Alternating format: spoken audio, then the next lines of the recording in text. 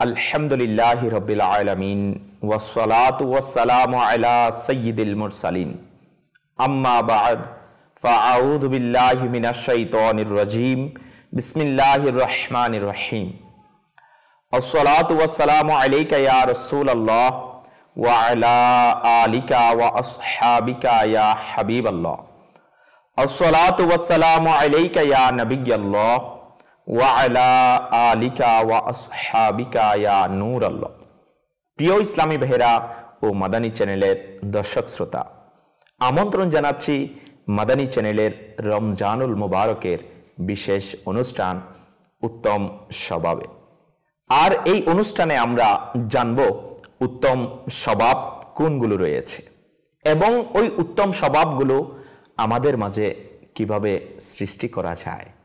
আমরা এই অনুষ্ঠানে এক এক পর্বে এক একটি উত্তম স্বভাব নিয়ে আলোচনা করব, আর সবাই এটাও উপলব্ধি করার চেষ্টা করব এই স্বভাব আমার মাঝে আছে কিনা। আর যদি আমার কাছে এই স্বভাব না থাকে তাহলে আমি এই স্বভাব আমার মাঝে নিয়ে আসার উত্তম সময়, উত্তম টাইম আমাদের মাঝে, উত্তম মাস আমাদের মাঝে রমজানুল মুবারক। আল্লাহ তাবারক ওয়া তাআলা এই রহমত, নাজাত ও মাগফিরাতের মাসে আমাদেরকে উত্তম স্বভাবের উপর আমলকারী বানিয়ে দিক, আমিন। প্রিয় ইসলামী ভাইরা ও মাদানী চ্যানেলের দর্শক শ্রোতা, আজ আমরা মুসলমানের এমন একটি উত্তম স্বভাব নিয়ে আলোচনা করব যা আমাদেরকে জান্নাতে পৌঁছিয়ে দিবে। যেই স্বভাব একজন বান্দাকে গুনাহ থেকে বাঁচিয়ে দিবে, যেই উত্তম স্বভাব একজন বান্দাকে খারাপ আমল থেকে হেফাজত করবে, যেই উত্তম স্বভাব বান্দাকে রব্বে করিমের নৈকট্য হাসিলের মাধ্যম হবে, যেই উত্তম স্বভাব আল্লাহ তাবারক ওয়া তাআলা ও তার প্রিয় রাসূল সাল্লাল্লাহু তাআলা আলাইহি ওয়া আলিহি ওয়াসাল্লাম এর সন্তুষ্টি লাভের মাধ্যম হবে, যেই উত্তম স্বভাব বান্দার কাছে থাকার কারণে দোয়া কবুল হবে, যেই উত্তম স্বভাব আল্লাহ তাবারক ওয়া তাআলার বান্দার কাছে থাকার কারণে ওই বান্দা অশ্লীলতা থেকে, খারাপ কাজ থেকে বেঁচে থাকবে, যেই উত্তম স্বভাব বান্দাকে কাল কিয়ামতের দিন ফুলসিরাতের ভয়াবহতা থেকে মুক্তি দিবে, কাল কিয়ামতের কঠিন পরিস্থিতিতে যেই উত্তম স্বভাব বান্দার জন্য সহায় হবে। আর এই উত্তম স্বভাব যেটা বান্দাকে বিভিন্ন ধরনের রোগ ব্যাধি থেকে বাঁচিয়ে রাখবে, শুধু তাই নয়, মুসিবত থেকেও বান্দাকে হেফাজত করবে। আর আপনি চিন্তা করছেন, হুজুর এই উত্তম স্বভাবটা কি যেটা বান্দাকে এতগুলো নিয়ামত দান করবে, এতগুলো সুসংবাদ যেই উত্তম স্বভাব বান্দার কাছে থাকার কারণে নসিব হবে। হে আশিকানে রাসূল, হে মাদানী চ্যানেলের দর্শক শ্রোতা, সেই উত্তম স্বভাব হচ্ছে নামাজ, সেই উত্তম স্বভাব হচ্ছে নামাজ। আর হ্যাঁ হ্যাঁ, সফলতার রহস্য হচ্ছে নামাজ। আপনি যদি দুনিয়া এবং আখিরাতে সফল কাম হতে চান, কামিয়াব হতে চান, সাকসেস হতে চান, তাহলে আপনাকে অবশ্যই এই উত্তম স্বভাব দ্বারা আপনার আমার জীবনকে সুসজ্জিত করতে হবে। ইনশাআল্লাহ তাআলা এই স্বভাব আমাকে আপনাকে যে নিয়ামতগুলোর কথা বলেছি, যে সুসংবাদগুলোর কথা বলেছি, সেদিকে আমাকে আপনাকে অগ্রগামী করবে। আল্লাহ তাবারক ওয়া তাআলা আমাদেরকে সবাইকে এই উত্তম স্বভাবের উপর আমল করার তৌফিক নসিব করুক। প্রিয় ইসলামী ভাইরা ও মাদানী চ্যানেলের দর্শক শ্রোতা, সফলতার রহস্য নামাজ, এই বিষয়ে আলোচনার পূর্বেই প্রিয় নবী রাসূলে আরবি সাল্লাল্লাহু তাআলা আলাইহি ওয়া আলিহি ওয়াসাল্লাম এর উপর দুরূদ শরীফ পাঠ করার একটি ফজিলত আমরা শ্রবণ করে নিই। আকায়ে নামদার, মদিনে কি তাজেদার, উভয় জগতের রহমত মালিক ও মুখতার সাল্লাল্লাহু তাআলা আলাইহি ওয়া আলিহি ওয়াসাল্লাম এর ফরমানে আলিশান, যে ব্যক্তি আমার উপর একবার দুরূদ শরীফ পাঠ করবে, আল্লাহ তাআলা তার উপর 10 বার রহমত নাজিল করবে। আসুন না আমরাও আজকে মাদানী চ্যানেলের অনুষ্ঠানে একবার মোহাব্বত সহকারে দুরূদ শরীফ পাঠ করে নিই। সাল্লু আলাল হাবিব সাল্লাল্লাহু তাআলা আলা মুহাম্মদ সাল্লাল্লাহু তাআলা আলাইহি ওয়া আলিহি ওয়াসাল্লাম। প্রিয় ইসলামী ভাইরা ও মাদানী চ্যানেলের দর্শক শ্রোতা, আরজ করছিলাম আপনাকে সফলতার রহস্য হলো নামাজ। কেউ কি এই নামাজের মাধ্যমে সফলতা পেয়েছেন? এবং কেউ কি এই নামাজের মাধ্যমে সফলতার দিকে অগ্রগামী হবে? হ্যাঁ হ্যাঁ, অবশ্যই এই নামাজ একজন মুসলমানকে দুনিয়াতেও সম্মানিত বানাবে, দুনিয়াতেও সফল বানাবে এবং আখিরাতেও সফলতার শিখরে সে পৌঁছে যাবে। যখন কিয়ামত কায়েম হবে তখন নামাজীদেরকে দলে দলে জান্নাতের দিকে যাওয়ার আদেশ দেয়া হবে। যখন প্রথম দলকে জান্নাতে প্রবেশের জন্য আনা হবে তখন তাদের চেহারা তারকার মতো ঝলমল করবে। ফেরেশতারা তাদেরকে স্বাগতম জানাবে, ওয়েলকাম জানাবে এবং তাদেরকে জিজ্ঞাসা করবে, তোমরা কারা? তারা বলবে, আমরা উম্মতে মুহাম্মাদিয়া আলা সাহিবি হাসসালাতু ওয়াসসালাম এর নামাজি। অতঃপর জিজ্ঞাসা করা হবে, তোমাদের আমল সমূহের অবস্থা কেমন ছিল? অর্থাৎ তোমাদের আমল সমূহের মধ্যে নামাজের অবস্থা কেমন ছিল? তারা বলবে, আজান শুনতেই আমরা উজু করার জন্য দাঁড়িয়ে যেতাম এবং দুনিয়ার কোনো জিনিস আমাদেরকে এর থেকে বিরত রাখতে পারত না। ফেরেশতারা বলবে, তোমরা এরই উপযুক্ত, তোমাদেরকে জান্নাতে প্রবেশ করানো হোক। অতঃপর দ্বিতীয় দল, দ্বিতীয় গ্রুপ জান্নাতে প্রবেশের জন্য আসবে, যাদের সৌন্দর্য প্রথম দলের চেয়েও আরো বেশি হবে। তাদের চেহারা চাঁদের ন্যায় চমকাবে। ফেরেশতা তাদেরকে জিজ্ঞাসা করবে, তোমরা কারা? তারা বলবে, আমরা নামাজ আদায়কারী ছিলাম। অতঃপর জিজ্ঞাসা করা হবে, তোমাদের নামাজের অবস্থা কেমন ছিল? তারা বলবে, আমরা নামাজের সময়ের পূর্বেই নামাজের জন্য উজু করে নিতাম। আমরা নামাজের সময় আসার আগেই নামাজের জন্য উজু করে নিতাম। তখন ফেরেশতারা বলবে, তোমরাই এর উপযুক্ত। অতঃপর তৃতীয় দল জান্নাতে প্রবেশের জন্য আসবে। তৃতীয় দলকে জান্নাতে প্রবেশের জন্য আনা হবে। তাদের চেহারা সূর্যের ন্যায় উজ্জ্বল হবে। ফেরেশতারা তাদেরকে জিজ্ঞাসা করবে, এত সুন্দর আকৃতি এবং এত উচ্চ মর্যাদার অধিকারী তোমরা কারা? তারা বলবে, আল্লাহু আকবার, আমরা সর্বদা নামাজ আদায় করতাম। ফেরেশতারা জিজ্ঞাসা করবে, তোমাদের নামাজের অবস্থা কেমন ছিল? তখন তারা বলবে, আমরা আজান শোনার পূর্বেই মসজিদে উপস্থিত থাকতাম এবং আজান মসজিদেই শ্রবণ করতাম। ফেরেশতারা বলবে, তোমরাই এর উপযুক্ত। প্রিয় ইসলামী ভাইয়েরা ও মাদানী চ্যানেলের দর্শক শ্রোতা, আমরা শ্রবণ করলাম সফলতার রহস্য নামাজ। আল্লাহ তাবারক ওয়া তাআলার বান্দা নামাজের মাধ্যমে কাল জান্নাতে পৌঁছে যাবে। দল বেঁধে ভেদে আল্লাহ তাবারক ওয়া তাআলার বান্দাদেরকে জান্নাতে নিয়ে যাওয়া হবে, জান্নাতে প্রবেশের জন্য পেশ করা হবে।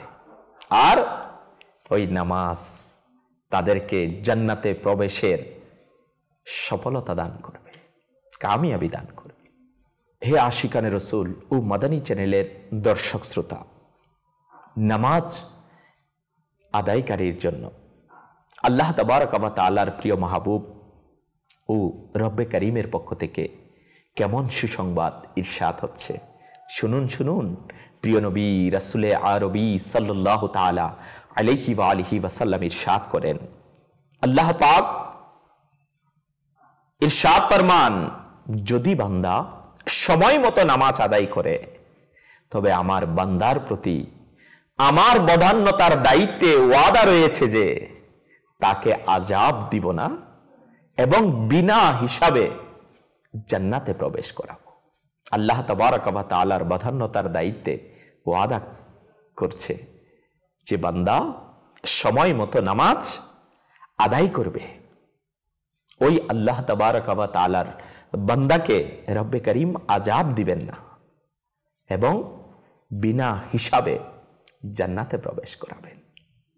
তো আমরা কেন এই স্বভাব আমাদের মাঝে আনবো না? আমরা কেন নামাজকে নিজের জীবনের অংশ বানিয়ে নিব না? হ্যাঁ, সফলতা যদি পেতে চাই তাহলে নামাজের মধ্যে নিজেকে মশগুল রাখা দরকার। যদি সফলতা পেতে চায় রব্বে করিমের এই হুকুম নামাজের মধ্যে নিজেকে শামিল করা চায়। সফলতা যদি পেতে চায় নামাজকে আঁকড়ে ধরা চায়। কেননা আমাদের পূর্বে আমাদের বুজুর্গানে দ্বীন রহিমহুমুল্লাহুস সালাম, আমাদের পূর্বে আমাদের ইমামগণ, আমাদের পূর্বে আমাদের সাহাবায়ে কেরাম আলাইহিমুর রিদওয়ানগণ, আমাদের পূর্বে আমাদের তাবেঈনগণ, তাবেঈনগণ, আল্লাহু আকবার, নামাজকে কেমনভাবে মজবুতভাবে আঁকড়ে ধরেছিলেন। তাদের স্বভাবগুলো কতই না উত্তম ছিল, যেই স্বভাবগুলোর মাঝে নামাজ ছিল। তো মাদানী চ্যানেলের দর্শক শ্রোতা, আজ মাদানী চ্যানেলও আপনাকে এই রমজানুল মুবারকের মধ্যে চাই আমরা যেন নামাজের স্বভাব নিজের মধ্যে নিয়ে আসি। আর এই রমজানুল মুবারক এর মধ্যে বান্দা চাইতো নামাজের মতো একটি উত্তম স্বভাব নিজের মধ্যে নিয়ে আসতে পারে। আল্লাহ তাবারক ওয়া তাআলা আমাদের সবাইকে নামাজের মতো এই উত্তম স্বভাবকে নিজের মধ্যে সজ্জিত করার তৌফিক নসিব করুক। প্রিয় ইসলামী ভাইয়েরা,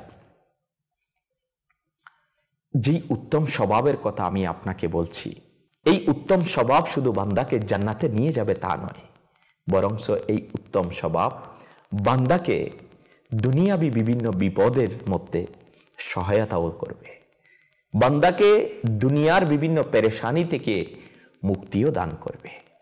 এই উত্তম স্বভাব আল্লাহ তাবারক ওয়া তাআলার বান্দাকে কিভাবে দুনিয়াবি মুসিবত থেকে, পেরেশানি থেকে রক্ষা করে, আসুন এই ধরনের একটি ঘটনা কিতাবের মধ্যে বর্ণনা করা হয়েছে, আমরা শ্রবণ করি।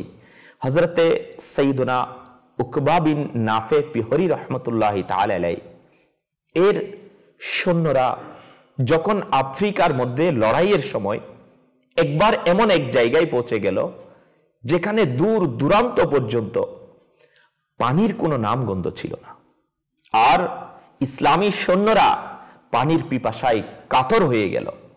হযরতে সাইয়্যিদুনা উকবা বিন নাফে পিহরি রহমতুল্লাহি তাআলা আলাইহি 2 রাকাত নামাজ আদায় করে দোয়ার জন্য হাত উঠিয়ে দিলেন। তখন দোয়া শেষ হয়নি যে তার ঘোড়া খুর দ্বারা মাটি কুটতে লাগলো। তিনি উঠে দেখলেন যে তার ঘোড়া খুর অর্থাৎ পা দ্বারা যে জায়গায় মাটি কুড়েছে, যখন কিছু মাটি সরে গেল একটি পাথর দেখা যাচ্ছে। তিনি যখনই পাথরটি সরালেন, হঠাৎ এর নিচ থেকে পানির ঝর্ণা প্রবাহিত হতে লাগলো এবং এমন ভাবে পানি প্রবাহিত হলো যে সব সৈন্যরা পরিতৃপ্ত হয়ে পানির পান করলো আর নিজেদের মশকও পূর্ণ করে নিল। অতঃপর এই ঝর্ণা প্রবাহিত অবস্থায় রেখে সৈন্যরা সামনে অগ্রসর হয়ে গেল। আল্লাহ পাকের রহমত তাদের উপর বর্ষিত হোক এবং তাদের সাদেকায় আমাদের ক্ষমা হোক। প্রিয় ইসলামী ভাইয়েরা ও মাদানী চ্যানেলের দর্শক শ্রোতা, নামাজ কি শুধু মুসিবতের সময় আমাকে আপনাকে সহায়তা করে এই উত্তম স্বভাব? হ্যাঁ, মুসিবতের সময় যখন এই উত্তম স্বভাব একজন বান্দাকে সহায়তা করে, ঠিক তেমনিভাবে যখন বান্দা রোগাক্রান্ত হয়ে যায় তখনও এই উত্তম স্বভাব বান্দাকে আরোগ্য দান করে। হযরত সাইয়্যিদুনা আবু হুরায়রা রাদিয়াল্লাহু তাআলা আনহু থেকে বর্ণিত, একবার আমি নামাজ আদায় করে প্রিয় নবী সাল্লাল্লাহু তাআলা আলাইহি ওয়া আলিহি ওয়াসাল্লামের নিকট বসে গেলাম। হুজুরে পুরনূর সাল্লাল্লাহু তাআলা আলাইহি ওয়া আলিহি ওয়াসাল্লাম ইরশাদ করলেন, তোমার কি পেট ব্যথা করছে? আমি আরজ করলাম, জি হ্যাঁ। ইরশাদ করলেন, দাঁড়াও আর নামাজ পড়ো, কেননা নামাজের মধ্যে আরোগ্য রয়েছে। প্রিয় ইসলামী ভাইয়েরা, নামাজ শুধুমাত্র যে আরোগ্য দান করে তা নয়, বরং নামাজ একজন বান্দাকে সংশোধন হতে সহযোগিতা করে, একজন বান্দাকে খারাপ কাজ থেকে বেঁচে থাকতে সহযোগিতা করে, একজন বান্দাকে অশ্লীলতা থেকে বেঁচে থাকতে সহযোগিতা করে। প্রিয় ইসলামী ভাইয়েরা ও মাদানী চ্যানেলের দর্শক শ্রোতা, হযরতে সাইয়্যিদুনা আনাস রাদিয়াল্লাহু তাআলা আনহু হতে বর্ণিত, আনসারদের এক যুবক যে 5 ওয়াক্ত নামাজ জামাত সহকারে প্রিয় নবী সাল্লাল্লাহু তাআলা আলাইহি ওয়া আলিহি ওয়াসাল্লাম এর সাথে আদায় করত, কিন্তু তার আমলের অবস্থা ভালো ছিল না। হুজুরে পুরনূর সাল্লাল্লাহু তাআলা আলাইহি ওয়া আলিহি ওয়াসাল্লাম ইরশাদ করলেন, এই ব্যক্তির নামাজ কখনো না কখনো তাকে গুনাহ থেকে অবশ্যই বিরত রাখবে। সুতরাং তেমনই হলো, কিছুদিন পরেই সে সকল মন্দ কাজ থেকে তওবা করে নিল এবং তার অবস্থা ভালো হয়ে গেল। প্রিয় ইসলামী ভাইয়েরা ও মাদানী চ্যানেলের দর্শক শ্রোতা, নামাজ পড়ার মতো উত্তম স্বভাব একজন নামাজিকে শুধু তার উদ্দেশ্যের দিকে পৌঁছিয়ে দিবে না, বরং নামাজ পড়ার এই উত্তম স্বভাব একজন বান্দাকে তার সমাজের মধ্যে উত্তম আখলাকের সাথে, ভালো আচরণের সাথে, ভালো আমলের সাথেও তাকে সম্পৃক্ত করে দিবে।